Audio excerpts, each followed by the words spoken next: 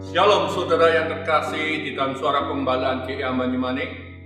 Kita pada hari ini akan belajar bersama-sama dari seorang yang bernama Paulus yang begitu sangat luar biasa hikmat dan perbuatannya.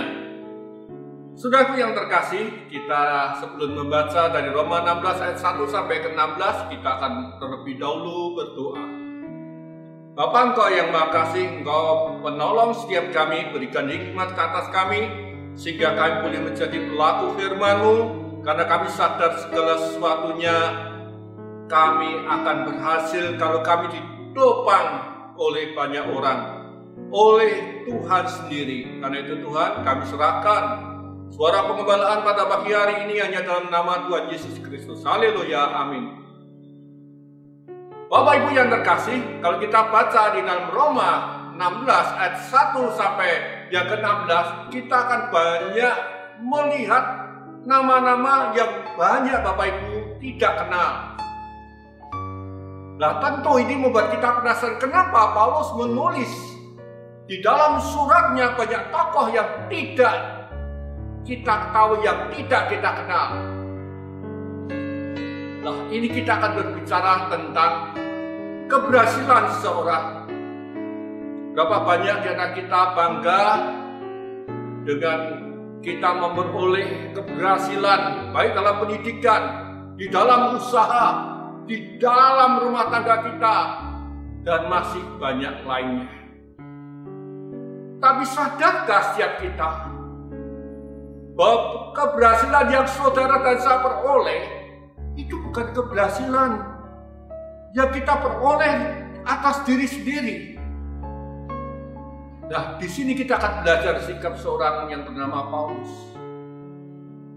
Paulus begitu rendah hatinya pada saat dia melihat bahwa dia berhasil di dalam pekerjaan, di dalam pelayanannya, di dalam pendidikannya, karena dia sadar di balik itu semua ada yang menjadi latar belakang.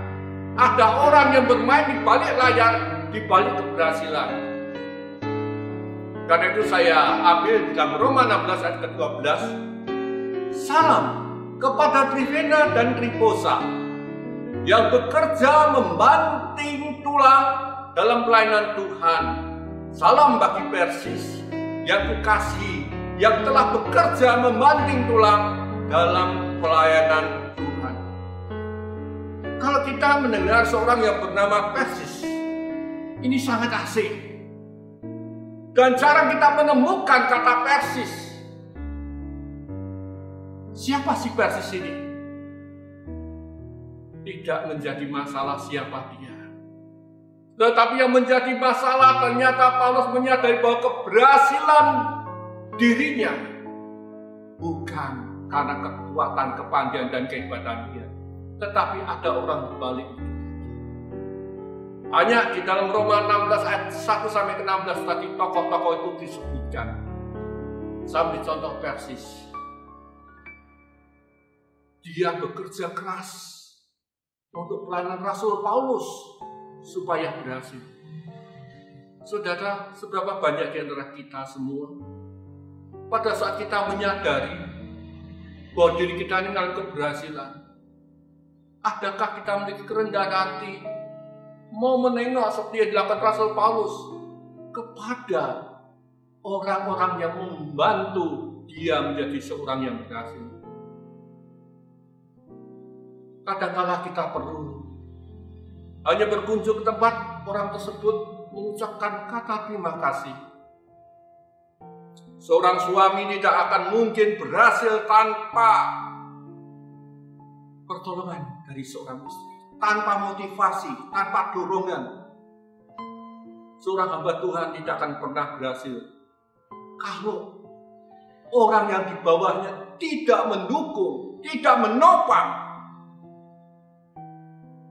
Seorang pengusaha tidak akan pernah berhasil kalau dia hanya berkata aku bos, aku pemenang, yang ada kesombongan.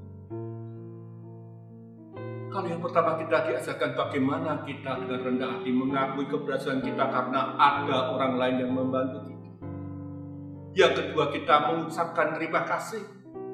Karena dengan kerjasama yang baik kita akan menjadi seorang yang berhasil. Yang ketiga yang perlu saudara sadari,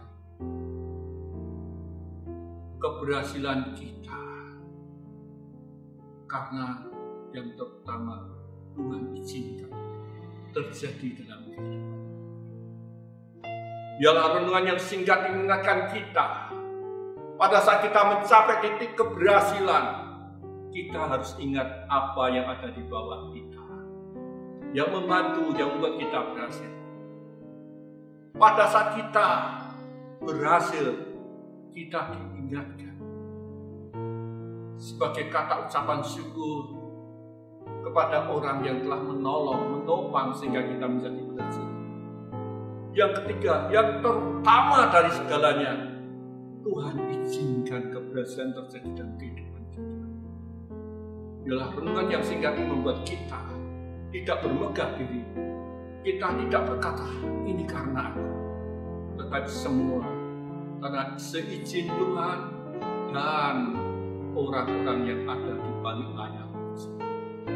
Ialah renungan singkat ini boleh menjadi perenungan bagi setiap kita pada hari ini. Mari kita berdoa dan bersyukur Tuhan kalau Engkau izinkan segala perkara boleh terjadi dalam kehidupan kami dan membuat kami berhasil. Semua bukan karena kehebatan kami, tetapi karena ada orang yang menopang setiap kami. Karena itu Tuhan, kami belajar. Tanpa bantuan mereka kami tidak mampu. Kami belajar untuk rendah hati. Kami belajar untuk berterima kasih kepada orang yang sekian lama menolong, membuat kehidupan kita, pelayanan kita, pekerjaan kita, usaha kita berhasil. Yang terutama adalah Engkau Tuhan. Engkau mengizinkan apa yang kami lakukan itu menjadi berhasil adanya. Karena Engkau Allah penguasa, pemilik dari segala-galanya. Terima kasih Bapak, renungan singkat ini boleh memberkati kami di dalam suara pengembalaan di GMI. Terima kasih. Hanya dalam nama Tuhan Yesus kami berdoa dan mengucap syukur. Haleluya, amin.